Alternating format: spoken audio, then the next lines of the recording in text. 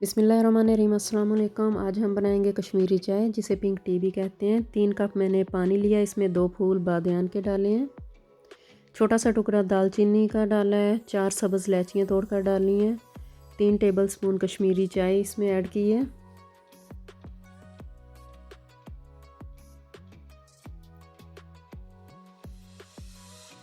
Half tea spoon सौंफ डाली है।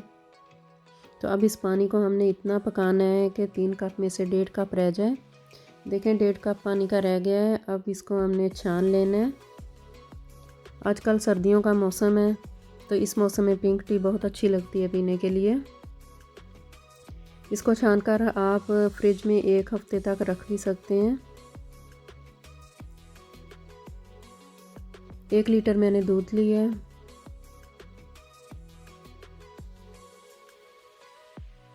अब इसमें मैं शुगर ऐड करूँगी। शुगर आप अपने हिसाब से डालना, थोड़ी ज़्यादा जितनी आप पीते हैं।